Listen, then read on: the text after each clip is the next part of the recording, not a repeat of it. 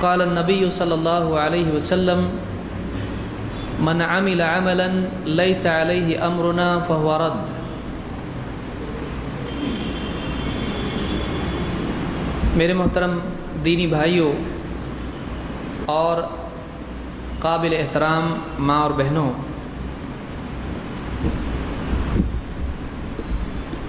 اللہ کے نزدیک وہی عمل مقبول ہے جس میں دو چیزیں پائی جائیں۔ دو شرطوں کے بغیر آدمی کا عمل مقبول نہیں ہوتا ہے۔ اگر ان دونوں شرطوں میں سے ایک پوری ہو اور ایک پوری نہ ہو تب بھی آدمی کا عمل اللہ کے ہاں رد ہو جاتا ہے۔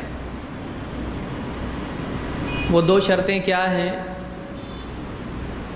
پہلی شرط اخلاص ہے اور دوسری شرط اتباع سنت ہے۔ جیسے ایک پرندہ دو پروں کے بغیر نہیں اڑتا ہے، اسی طرح سے آدمی کا عمل قبولیت کے اعتبار سے اوپر نہیں جاتا ہے جب تک کہ اس کے عمل میں یہ دو چیزیں نہ پائی جائیں۔ پہلی چیز یہ کہ آدمی عمل کرے تو خالص اللہ کے لیے کرے، اس کے دل میں ایمان ہو، اس کے پاس توحید ہو، وہ اپنا عمل خالص اللہ رب العالمین کی رضا کے لیے کرے، وہ نام اور شہرت کے لیے عمل نہ کرے، مخلوق کو دکھانے کے لیے عمل نہ کرے، دنیا کا کچھ پانے کے لیے عمل نہ کرے، بلکہ خالص اللہ کو راضی کرنے کے لیے کرے۔ ہاں اگر دنیا میں کچھ چاہیے تو اللہ سے طلب کرے۔ دوسری شرط یہ ہے کہ آدمی عمل کرے تو اپنی منمانی سے نہ کرے، بلکہ وہ عمل اللہ کی شریعت کے مطابق کرے۔ اللہ کی شریعت سے باہر نکل کے اللہ کو راضی نہیں کیا جا سکتا ہے۔ اللہ کو راضی کرنے کے لیے اللہ کی رضا والا دین ہی اپنانا پڑے گا۔ اللہ نے کیا فرمایا؟ وَرَضِيتُ لَكُمُ الْإِسْلَامَ دِينًا، میں اسلام کے تمہارے دین ہونے پر راضی ہو گیا۔ معلوم ہوا کہ اللہ کی رضا اسلام میں ہے، لہذا جو آدمی اللہ کی رضا طلب کر رہا ہے، تلاش کر رہا ہے، چاہتا ہے کہ اللہ اس سے راضی ہو، سب سے آسان طریقہ یہ ہے کہ وہ اپنے آپ کو اسلام پر ڈال دے۔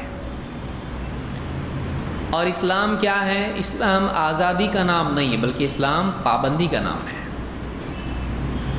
عربی زبان میں اگر آپ لغت کھول کے دیکھیں، ڈکشنری کھول کے دیکھیں تو اسلام کے معنی آپ کو ملیں گے استسلام،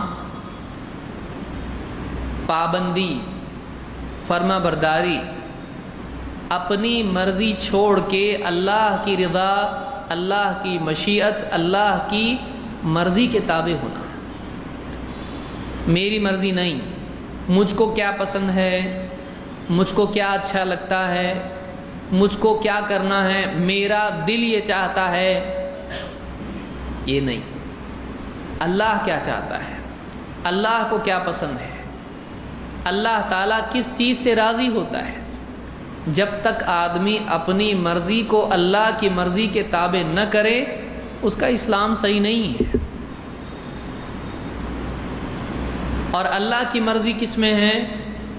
قُلْ إِن كُنتُمْ تُحِبُّونَ اللَّهَ فَاتَّبِعُونِي يُحْبِبْكُمُ اللَّهُ، اے نبی آپ کہہ دیجئے کہ اگر تم واقعی اللہ سے محبت کرتے ہو تو میری اتباع کرو، اللہ بھی تم سے محبت کرے گا۔ وَيَغْفِرْ لَكُمْ ذُنُوبَكُمْ، اور تمہارے گناہوں کی مغفرت کرے گا۔ وَاللَّهُ غَفُورٌ رَحِيمٌ، اللہ بڑا مغفرت کرنے والا، رحم فرمانے والا ہے۔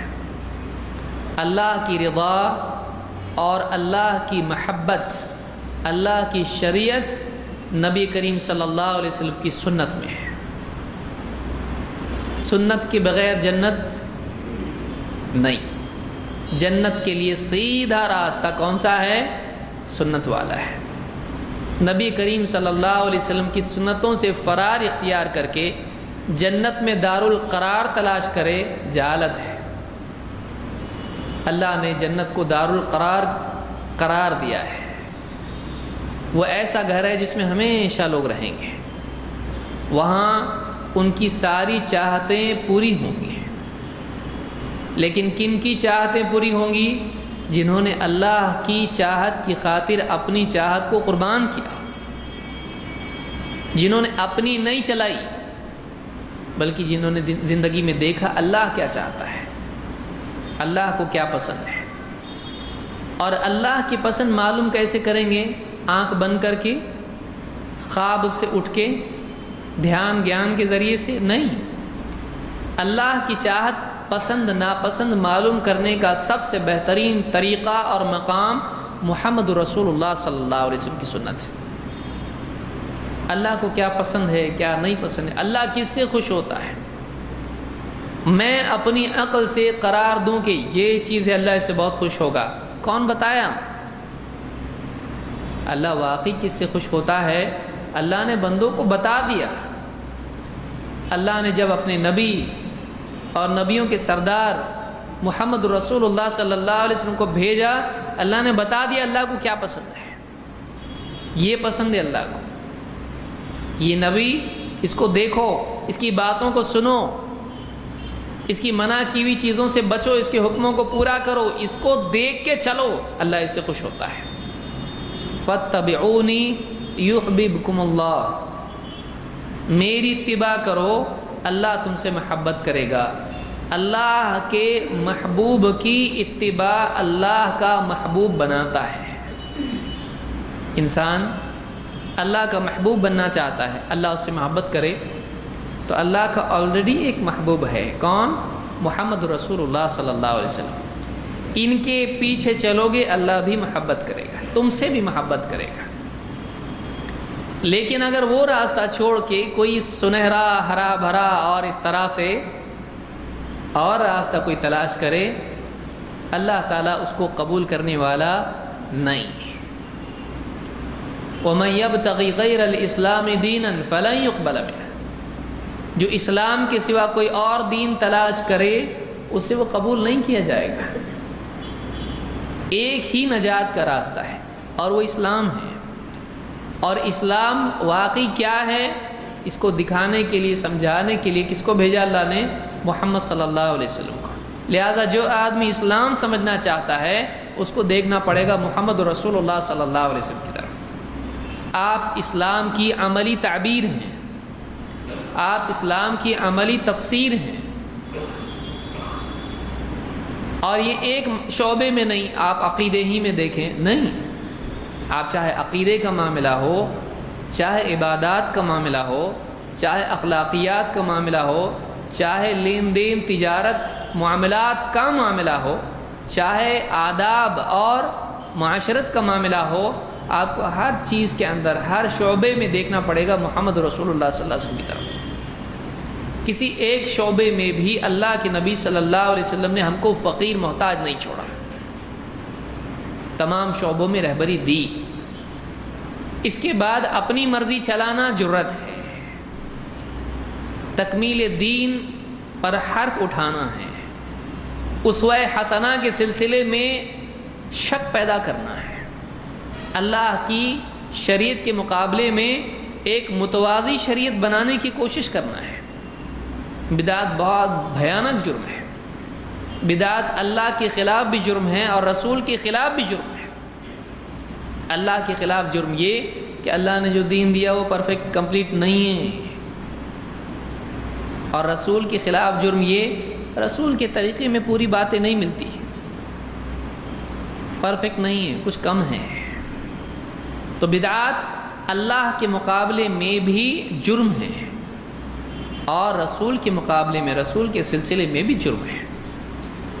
لہٰذا بدعاتی کو اللہ کے نبی صلی اللہ علیہ وسلم خود دھتکاریں گے حوض کوثر سے. کیوں؟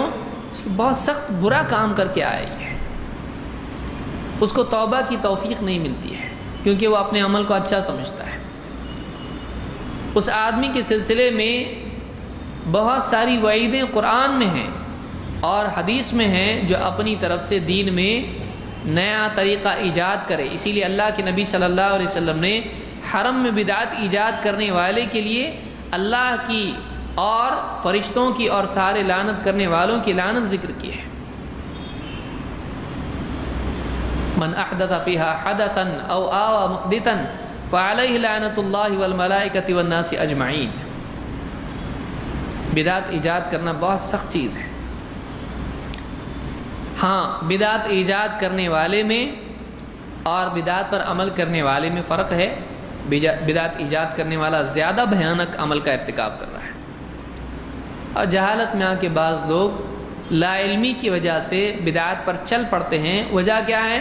باپ دادا کرتے آئے ہیں، جو باپ دادا کرتے ہیں ہم کو بھی کرنا ہے. پھر اللہ نے رسول کیوں بھیجا؟ ہر ایک کے باپ دادا ہوتے ہیں، بغیر باپ دادا کے کوئی ہوتا ہے نہیں. تو جب سب کے باپ دادا ہوتے ہیں تو پھر رسول کی ضرورت کیا ہے؟ رسول کی ضرورت اس لیے ہے کہ باپ دادا صحیح کر رہے ہیں کہ غلط کر رہے ہیں فیصلہ کیا جائے.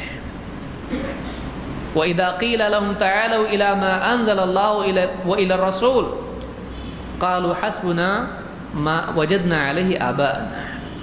مشرکین کا حال یہ تھا کہ ان سے جب کہا جاتا کہ آؤ اللہ نے جو نازل کیا اس کی طرف آؤ اور رسول کی طرف آؤ جو اللہ کے نازل کیے ہوئے کو سمجھاتا ہے، وہ کیا کہتے تھے؟ حسبنا ما وجدنا علیہ آباءنا. ہم نے اپنے باپ دادا کو جس چیز پہ پایا بس ہمارے لیے اتنا ہی کافی ہے. نیا ہم کو اور کچھ دیکھنا نہیں. باپ دادا جو کرتے آئے نا بس وہی چاہیے.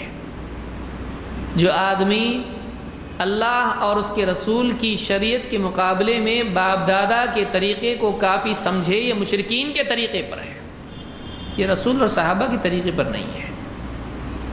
یہ بول مشرکین کے تھے. بعض جو باپ دادا کرتے آئے وہی کریں گے ہم. ارے ذرا حدیث سن، ذرا قرآن سن.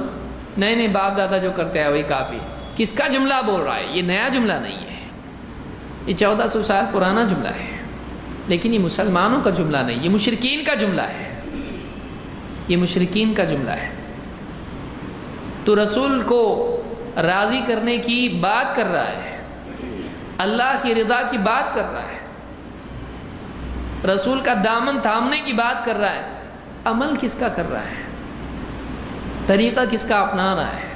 پیمانہ کس کو بنائے ہوئے ہے؟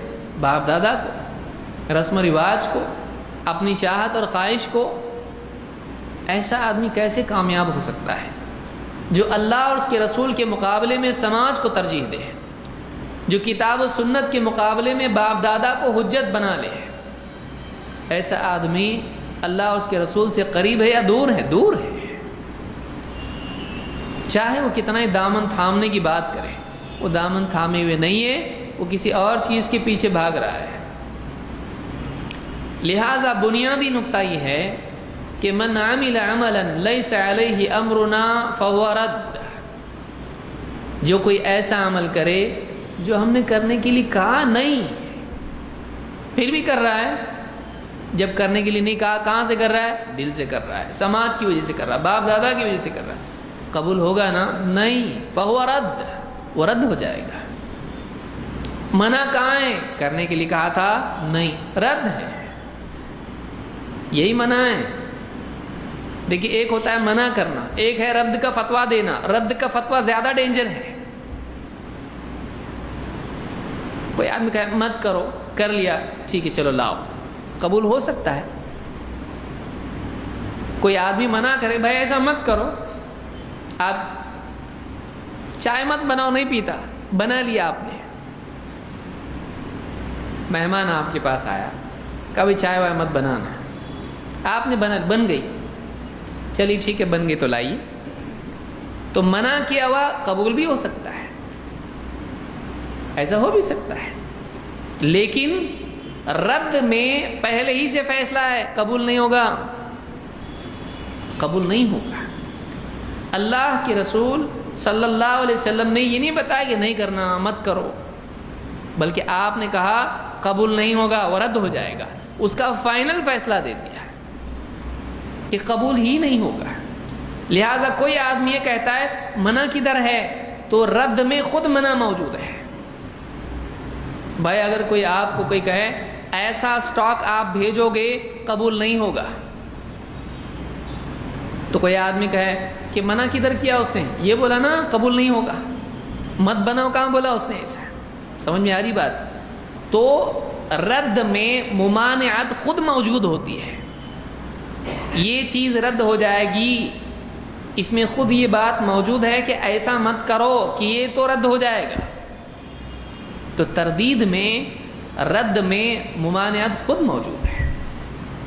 لہٰذا لوگوں کا یہ کہنا بہت ساری بدعات کے سلسلے میں کہ یہ منع کہاں ہے، یہ منع اسی حدیث میں ہے کہ آپ نے کیا بھی تو قبول نہیں ہوگا، اس لیے کر کے کیا فائدہ آپ کا کرنا نہیں کرنے کے برابر ہے، آپ کرو گے تب بھی قبول نہیں ہوگا، یہی منع ہے، مت کرو، فائدہ نہیں ہے اس کا۔